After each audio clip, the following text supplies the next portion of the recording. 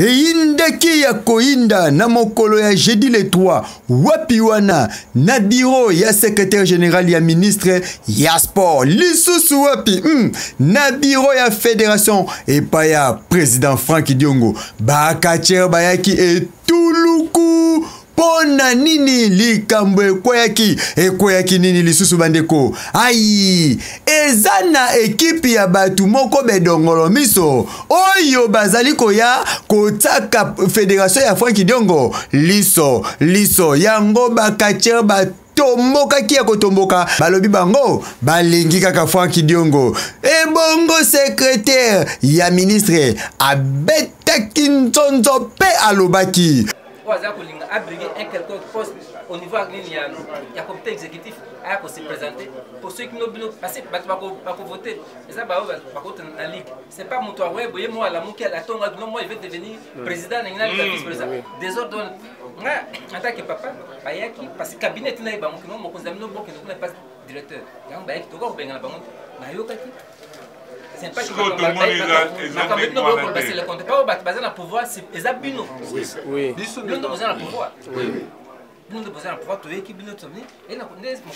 je vais faire un rapport. Plus jamais ceux qui c'est une distraction. Parce qu'il faut oser le rapport, écoutez pas la bus. La francophonie va reporter en haut d'une année.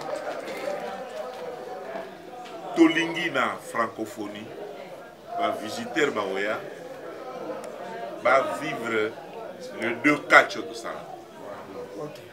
Va vivre catch congolais, style congolais, va vivre le catch style classique. Hein? Parce que les disciplines les a retenues, il y a quoi gay bateau. Il y a ring partout. Hein? Oui. Alors, il faut boyo kana. La préparation de la peine est bien. C'est-à-dire que dans bazo bibisa so elo onini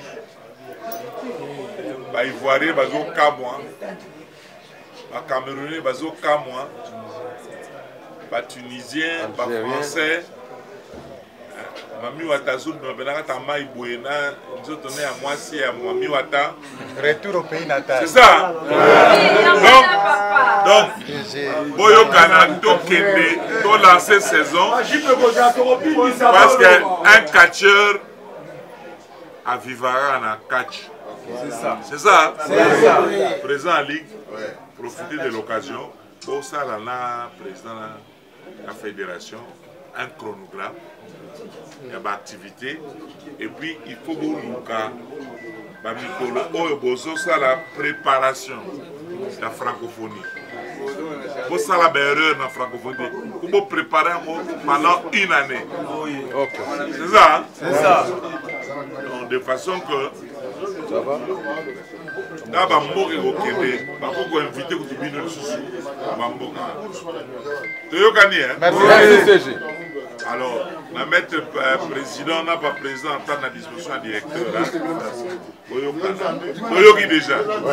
Moi, quand les autres nations Kanda, alors tout ça rapport ce qu'il y a bien, pas un ministre.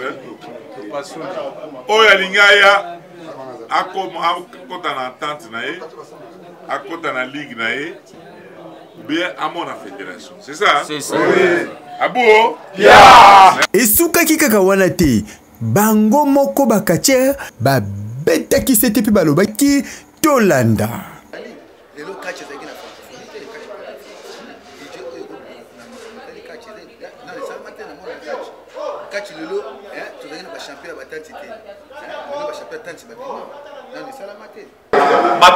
autoprogrammé bango ma colocage ba bonisa fédération o eso ça la pour catch tombo ba yo ko sa CG na directeur à loisir qui puisse continuer ba o kene ki moyibi na ba ko biso to rotina ba mote que o sa CG que non ba la qualité te biso ne to DJ cash na ba continuer biso ba tante ba continuer ligue na ba continuer fédération donc bango bazo DJ le côté pour ba yibaka yango ba longwa so les voleurs tout le monde là de yango boye bino nyonso bakati la ville ke ba ba yakera ba mi yibia ba ko DJ ka bisoté ko longa ba président combien de fois.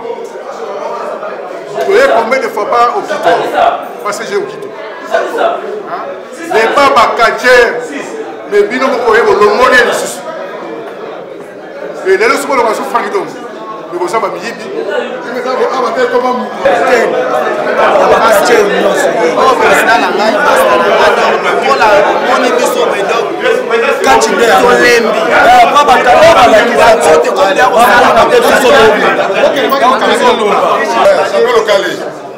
les seigneurs de la paix, les animés ne tuent pas.